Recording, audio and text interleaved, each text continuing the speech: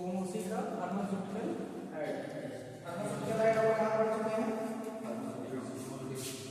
इसमें पढ़ चुके हैं सोटेक्स। फार्मास्यूटिकल ऐड हम सोटेक्स में ऑलरेडी पढ़ चुके हैं, जिसमें organoleptic, sweating agent, colouring agent, flavouring agent. उसकी डिफिनेशन हमने क्या बताया था? क्या बताया था?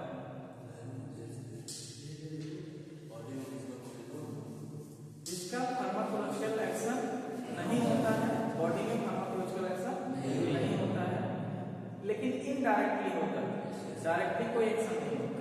ठीक, वही सेम डिफिनेशन यहाँ भी रहने वाली है।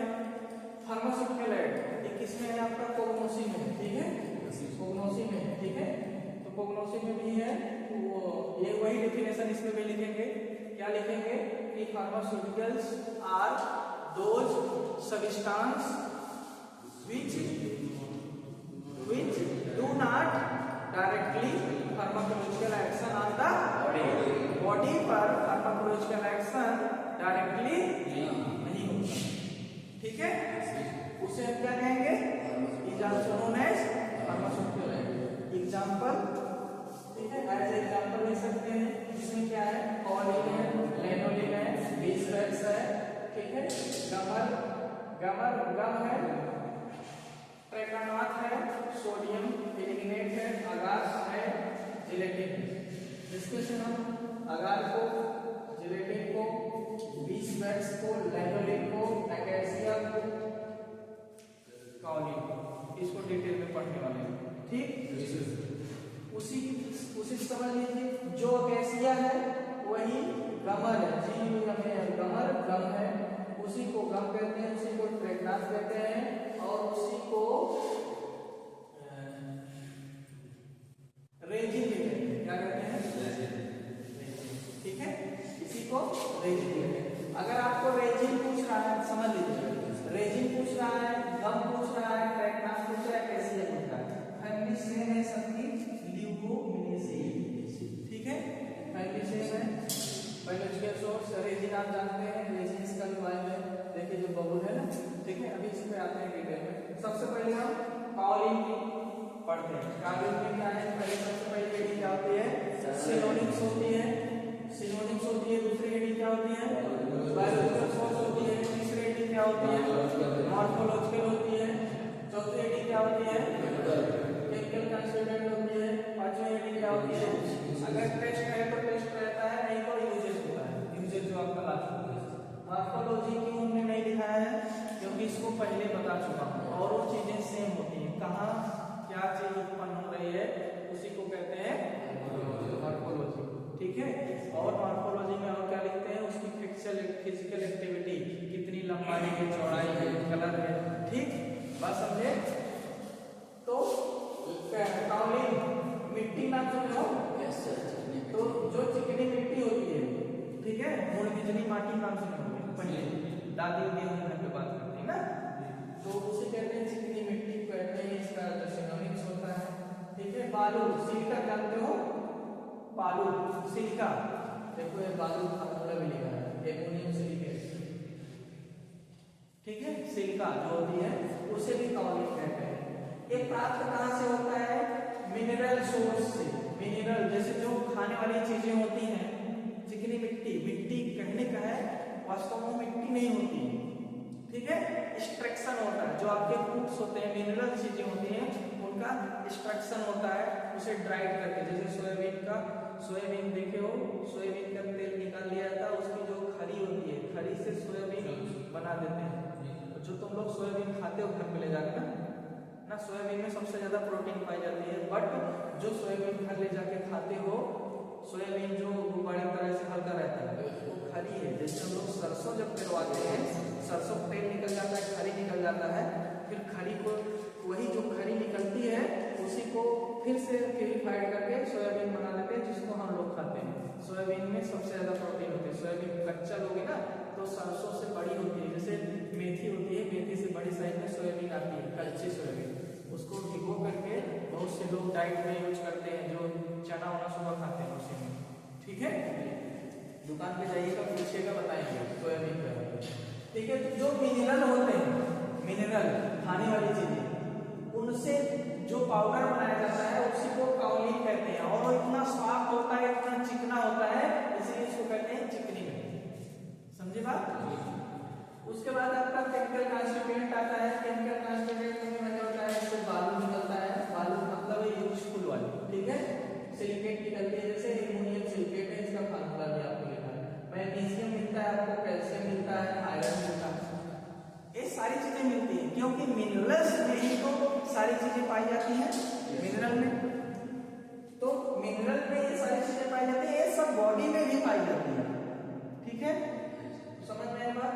Magnesium, calcium, iron, aluminium silicate use क्या कर सकते हैं, जैसे हम किसी दवा में डाले हैं, किसी दवा में डाल दिए हैं और इसको, ठीक है, तो वो डायरिया में यूज करता है। डायरिया क्या होता है, वाटर का एब्जॉर्प्शन हमारे अंदर नहीं होता है ना, बार बार लूज मोशन, बार बार हम लोग भागते हैं ना बाहर, ठीक है। तो उस प्रकार से जो समस्या होती है, उसमें जब दवा डाल देंगे तो वो वाटर का थोड़ा सा एब्जॉर्प्शन करने लगे, क्योंकि पाउडर है, थोड़ा एब्जॉर्ब करेगा। तो जो बार बार हमको लूज मोशन हो रहा है, बार बार हम लेटरिन में जा रहे हैं, तो थोड़ी देर के लिए गोदावरी मिलती है। फिर बैक्टीरियल इन्फेक्शन जैसे जैसे फूड पॉइजनिंग वगैरह कम होता है, एंटीबायोटिक वगैरह दवा लेते हैं, उसमें कम होता चला जाता है, ठीक है। डायरिया में जो समस्या होती है यूज किया जाता है। एक्सिपिएंट टैबलेट में आप सुन रहे हैं एक्सिपिएंट का नाम, ठीक है। एज ए एक्सिपिएंट यूज किया जाता है, एज ए एक्सिपिएंट यूज किया जाता है, एज ए डायरिया यूज किया जाता है। डस्टिंग पाउडर, डस्टिंग पाउडर मतलब कि ऐसा पाउडर, ठीक है, जिसकी क्वालिटी लो होती है, जैसे कैंडिड वगैरह जो डस्टिंग पाउडर देखो लिखा रहता है डस्टिंग पाउडर, बॉडी के आउटर फेस पे यूज किया जाता है, ठीक। बात समझ में आई यहाँ तक, बोलो।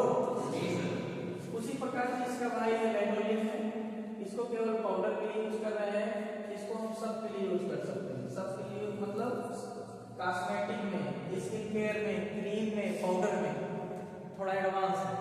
इसको ध्यान दीजिएगा, डबल लाइन में चाहे वनडे में भी पूछा जाता है, फार्मासिस्ट के एग्जाम हो, कोई एग्जाम हो, ठीक है। इसे हम वूल फैट कहते हैं, इसका सिनोनिम क्या होता है, वूल फैट। क्या होता है, वूल फैट होता है। वूल वूल नहीं समझ रहे होगे, लेकिन फैट समझ रहे हो, फैट, फैटी फैट, ठीक है। जो फैट होता है, जब सीप, एक सीप होती है, सीप के अंदर फैट की मात्रा बढ़ जाती है, उसी को निकाल लिया जाता है, उससे क्या प्राप्त होता है, लैनोलिन। क्या प्राप्त होता है, लैनोलिन। जो सीप का फैट होता है, वो फैट होता है, ठीक है, जो सीप का वो फैट होता है, उसी से हम क्या निकालते हैं, लैनोलिन। वही आपका बायोलॉजिकल सोर्स होता है, ठीक। केमिकल कॉन्स्टिट्यूएंट, फैट यानी कोलेस्ट्रॉल, जिसको कोलेस्ट्रॉल की दिक्कत होती है, देखो कहते हैं फैटी चीज नहीं लेना, आम ना, HAP में पढ़े हो, केमिस्ट्री भी पढ़ा है, तो हर सब्जेक्ट एक दूसरे से थोड़ा थोड़ा रिलेटेड होता है। देखो यहाँ कोलेस्ट्रॉल शब्द आया है, ठीक है, और यहाँ फैट शब्द आया है। फैट से लैनोलिन बन रहा है, तो जब लैनोलिन फैट से बन रहा है तो फैट में कोलेस्ट्रॉल की मात्रा ज्यादा होती है, तो ईस्टर बनने लगता है। ईस्टर का फार्मूला जानते हो, O, मतलब दोनों तरफ कंपाउंड जुड़े होते हैं। ईस्टर का मतलब दोनों तरफ, जैसे C2H5 यहाँ हो जाएगा, CH3 यहाँ हो जाता है। Methyl ether ethyl, methyl ether ethyl, इसी को ईथर कहते हैं, ईस्टर को IPSC पढ़ाए हैं केमिस्ट्री में, तो वही है ईस्टर आपका कोलेस्ट्रॉल। और क्या मिलता है, पाल्मेटिक एसिड, पाल्मेटिक एसिड, इसके केमिकल कॉन्स्टिट्यूएंट है। यूज कहाँ होते हैं हमने बता दिया, स्किन केयर। स्किन केयर में जितने भी आपकी पाउडर्स हैं, क्रीम्स हैं, स्किन क्रीम्स जो है, ठीक है, क्या होता है, इम्यूनिएंट होता है। क्या होता है, ठीक है, स्किन वगैरह को थोड़ा सा फ्रेश रखता है, ठीक है। तो स्किन क्रीम हो गया, कॉस्मेटिक हो गया, डस्टिंग पाउडर्स हो गए, स्किन केयर में आपके आ जाएंगे। इतनी बात समझ में आई। 20 बैग्स को इसका जो सिनोनिम होता है मोम, ठीक है, मोम। नहीं समझ पा रहे हो, मोमबत्ती समझ, ठीक है, मोमबत्ती जो मोम निकलती है। येलो 20 बैग्स, अगर येलो है तो येलो 20 बैग्स, व्हाइट 20 बैग्स, अगर व्हाइट है तो व्हाइट 20 बैग्स। इतनी बात समझ में आई, बोलिए। तो मोम जो होती है, मोम कहाँ से प्राप्त होती है, जो मधुमक्खियां जहाँ छत्ता लगाती है ना, तो मधु जब निकल जाती है, जैसे कहीं मधुमक्खी छत्ता लगाई है पेड़ों में, जब वहां से मधु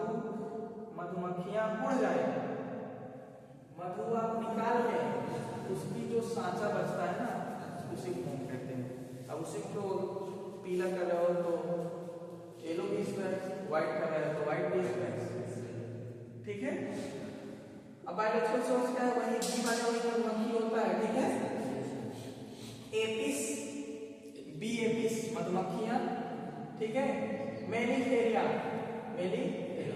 एपीडीए की फैमिली है, मधुमक्खी पालन, एपिडोलॉजी, ठीक है।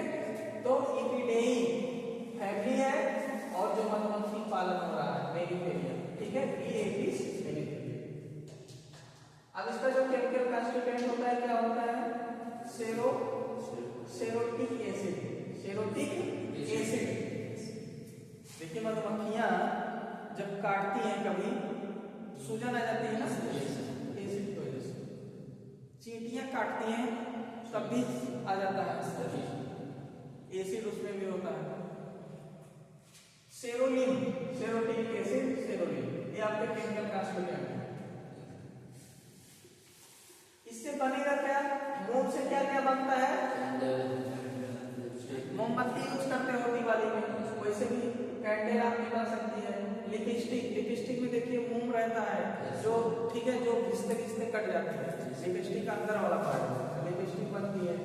और डेंटल मतलब कि जैसे जब किसी का दांत टूट जाता है, ठीक है, तो दांत की साइज लेने के लिए जो मोल्डिंग बनाई जाती है वो भी आपकी मोम की क्या होती है, मोम की होती है, ठीक है। अब एडवांस टेक्नोलॉजी आ गई है, ठीक है, लेकिन ये सब यूज किए जाते हैं किसके, ठीक है। इसके बाद आपका आता है एकेसिया। एकेसिया में क्या होता है, एकेसिया जानते हो क्या होता है, बबूल का नाम सुने हो। पहले घर वाले भी कहते थे, जो है ना, जब हम लोग छोटे थे तो कहते थे बबूल की दतून करो, बबूल की दतून करिए, मुंह से जितनी भी माउथ संबंधित प्रॉब्लम से नहीं होती है। तो ये क्या है, एकेसिया है, बबूल गम एकेसिया, ये बबूल है जो आप दतून वगैरह करते हैं। और एकदम एकेसिया मतलब समझते हो, वही रेजिन मतलब गुद, समझ रहे हो ना, वही है, ठीक है। सब एकेसिया कैसे होता है, जो एकेसिया प्राप्त होता है ड्राइड गुद यानी रेजिन, जो बबूल के पेड़ से निकलता है, देखो सूखा रहता है, इसीलिए ड्राइड कह रहे हैं। अब तो पेड़ नहीं मिलते होंगे ना, लेकिन बहुत यूजफुल होता है। उसकी छाल भी यूजफुल होती है, छाला वाला पड़ा रहता है, ठीक है, उसकी छाल भी, पत्ती भी, उसकी टहनी भी यूजफुल होती है। जैसे एकेसिया है, एकेसिया अरेबिका, which is मतलब acacia obtained from acacia arabica belong into family ल्यूगिनेसी। जो इसका फैमिली है वही हमने आपको बताया रेजिन का है, वही गम का है, वही रेकाना का, ठीक है। यहाँ बात समझ में आई। इसके जो केमिकल कांस्टिट्यूएंट होते हैं, ये ड्राइड करने का मतलब वही है, ठीक है, ठीक है। उसी का वैज्ञानिक नाम है एकेसिया अरेबिका, ठीक। तो केमिकल कांस्टिट्यूएंट जो होता है डी ग्लूकाटोज, TOS, ठीक है। एल एराबिनोज, ठीक है। डी ग्लूकोरोनिक एसिड, एक केमिकल कांस्टिट्यूएंट है, ये दो इसमें से लिखा जाएगा। यूज बताना ही नहीं है। बुध देखिए, जब आप ऐसे पकड़ते हैं तो आपकी उंगलियां चिपकने लगती हैं, चिपकती हैं नहीं चिपकती, तो बाइंड कर रहे हैं, ये बाइंडिंग एजेंट होगा। दवा मिलाएंगे बाइंडिंग एजेंट, ताकि दवाइयां को चिपके, छूड़े नहीं, ठीक है, अपने टारगेट पॉइंट तक पहुंचे। इतनी बात समझ में आई। सस्पेंडिंग एजेंट, सस्पेंड करना, चिपक ही न ले, जहां जरूरत है वहां छोड़ ले, तभी तो दवा अपने एक्शन में पहुंचे। और इमुलिएंट, डायल्यूट मतलब मिलाना, डायल्यूट करना, इमुलिएंट अभी हमने बताया था, डिमुलिएंट, ठीक है। अपोजिट है एक दूसरे, समझिएगा।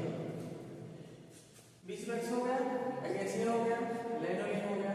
अगर इंपॉर्टेंट है, एक प्रकार का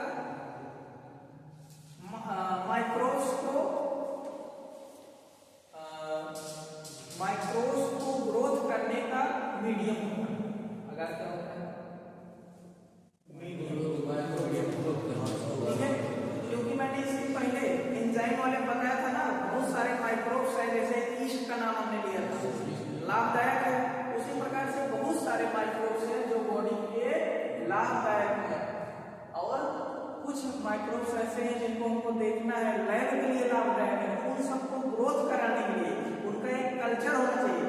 ठीक है, जैसे कल्चर, अभी तुमको रहने के लिए घर चाहिए, चलने के लिए साधन चाहिए, जीने के लिए आपका एक कल्चर है ना, उसी प्रकार से बैक्टीरिया को भी जीने के लिए एक कल्चर चाहिए। उस कल्चर को, उस मीडियम को अगार कहते हैं। अगार भी मीडियम है। जब बैक्टीरिया पढ़ाएंगे बताएंगे ग्राम पॉजिटिव क्या है, ग्राम नेगेटिव क्या है, कौन बैक्टीरिया अगार में कितना दिन तक रहता है। ठीक है, और अगार भी बैक्टीरिया माइक्रो ऑर्गेनिज्म से पाया जाता है, कौन से माइक्रो। ठीक है, इसका सिनोनिम्स होता है अगार, अगार, सेलुलोज, दो अगार, अगार हिंदी नाम है, अगार, अगार, सेलुलोज। बायोलॉजी सोर्स आता है रेड एल्गी, एल्गी का growth medium, algae, red algae, red algae से प्राप्त किया जाता है, यानी कि अगार is obtained from red algae, belong into family Jellydaceae। ठीक है, Jellydaceae। अब उसका वैज्ञानिक रेड एल्गी वैज्ञानिक नाम क्या है? ग्रेसिलेनिया, ग्रेसिलेनिया। ठीक है, ग्रेसिलेनिया इसका वैज्ञानिक नाम है। जिस प्रकार से अब केमिकल कंस्ट्रक्ट क्या है, अगार शब्द है तो अगार रहेगा, ये अगारो, सेलुलोज, नाइट्रोजन, ये सब आपके क्या है माइक्रो ऑर्गेनिज्म को ग्रोथ करने के लिए जरूरी होता है ना, इसलिए ये सारी चीजें इसमें पाई जाती हैं, ताकि जो माइक्रो ऑर्गेनिज्म रहे वो अच्छे से ग्रोथ कर सके, अच्छे से ग्रोथ कर सके। ठीक है, यूज कहाँ करते हैं? लैक्टेशन में, वजाइनल कैप्सूल में। जब वजाइनल कैप्सूल किसमें आता है? सपोजिटरी में। कहाँ आता है? सपोजिटरी में। तो जो भी सपोजिटरी ड्रग होती है, सपोजिटरी की जो ड्रग होती है उनमें यूज किया जाता है वजाइनल कैप्सूल में। लैक्टेटिव, लैक्टेटिव क्या होता है? परगेटिव क्या होता है? पहले बताया था ना, लैक्टेटिव, परगेटिव ये सब लूज मोशन से रिलेटेड है। किससे है? उसके बाद हम लोग आते हैं जिलेटिन पे। इस पे जिलेटिन क्या है? जिलेटिनम इसका सिनोनिम है, जिलेटिनम, जिलेटिन, ये सब इसका सिनोनिम्स है। पाया कहाँ से जाता है? मैंने बताया था ना, कहाँ से पाया जाता है? Collagen, skin, connective tissue. Connective tissue क्या क्या होते हैं? कनेक्टिव टिश्यू किसे कहते हैं? टेंडन, लिगामेंट, कार्टिलेज, ये सब कनेक्टिव टिश्यू नहीं है? अब बताओ तुम टेंडन किसे कहते हैं? टेंडन किसको जोड़ता है?